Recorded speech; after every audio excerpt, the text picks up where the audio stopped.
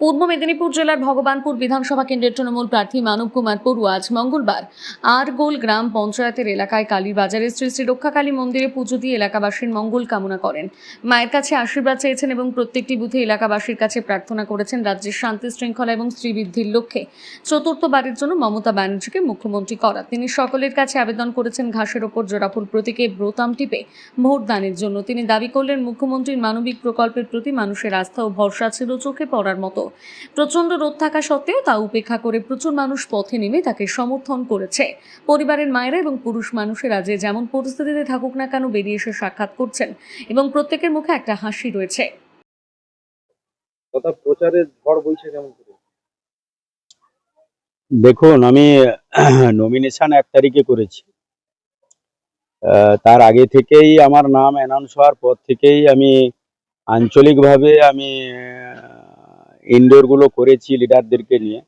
পরে outdoor campaigning এক একটা ডেটে এক একটা অঞ্চল একদম সেই সকাল 10:30 11টায় শুরু করি, একদম রাত্রি 10টা 10:30 পর্যন্ত ওই সংশ্লিষ্ট অঞ্চলেই আমি থাকি। তো আজকে অনুরূপভাবে আরগুয়াল অঞ্চলে আমার প্রোগ্রাম দেওয়া ছিল। আমি 11টায় কালীর বাজারের ওই রক্ষাকালী মন্দিরে পুজো দিয়েছি। এই আরগুয়ালবাসীর মঙ্গল কামনা করেছি, শ্রীবৃদ্ধি কামনা করেছি এবং বিশেষ করে আশীর্বাদ চেয়েছি মায়ের কাছে। এবং এ পর্যন্ত যতগুলো বুথ ভিজিট করেছি প্রত্যেক জায়গাতেই বলছি পবিত্র ভোটারগণের কাছে আশীর্বাদ এবং আবেদন করছি চতুর্থবারের জন্যে বাংলার শান্তি, বাংলার সম্প্রীতি, বাংলার উন্নয়নকে ধরে রাখার লক্ষ্যে মানবিক মুখ্যমন্ত্রী মমতা বন্দ্যোপাধ্যায়কে পুনরায় যাতে ক্ষমতায় আনানো যায় সেই লক্ষ্যেই জনসংযোগ এবং পাড়া বৈঠক এবং মানুষকে সংগঠিত করে গণতান্ত্রিকভাবে ইভিএমে ঘাসের উপর জোড়া ফুলের প্রতীকে যাতে ভোটটা দেন সেই আবেদন সর্বত্রই আমি করছি।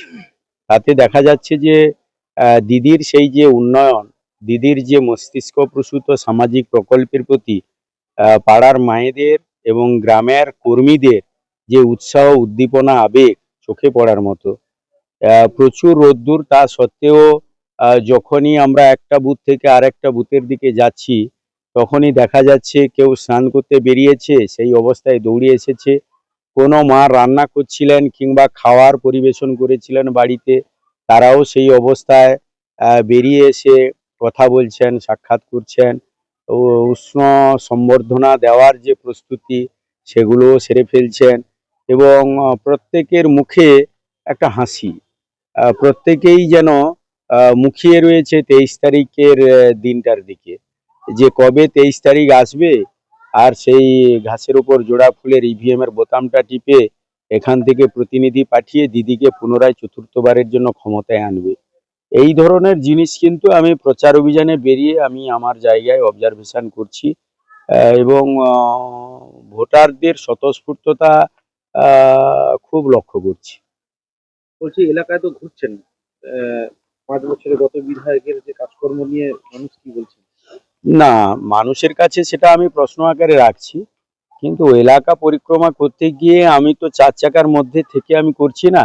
নির্দিষ্ট জায়গায় 4 চাকা রেখে দিয়ে আমি মোটর সাইকেলেই ঘোরাফেরা করছি এবং বেশিরভাগ জায়গাতেই আমি নেমে গিয়েই মানুষের সঙ্গে কথা বলছি, মায়েদের সঙ্গে কথা বলছি, প্রশ্ন আকারেও রাখছি এবং আমিও কোথাও দেখতে পাচ্ছি না যে এই 5 বছর একজন বিধায়ক যিনি ছিলেন তিনার এমএলএ ল্যাডসের যে টাকাখানি পেয়েছিলেন সেই টাকার যে কিছু একটি উন্নয়ন আমি সেটা পানীয় জলেও দেখতে পাচ্ছি না, রাস্তাঘাটেও দেখতে পাচ্ছি না, স্কুল বিল্ডিং করার ক্ষেত্রে বা পরিকাঠামোগত উন্নয়নেও সেই ছোঁয়া আমি কোনো জায়গায় দেখতে পাচ্ছি না। স্বাভাবিকভাবেই আগামী নির্বাচনে এলাকার জনগণ নিশ্চিতভাবে সেটা বিবেচনা করে তিনাদের ভোটাধিকার প্রয়োগ করবে।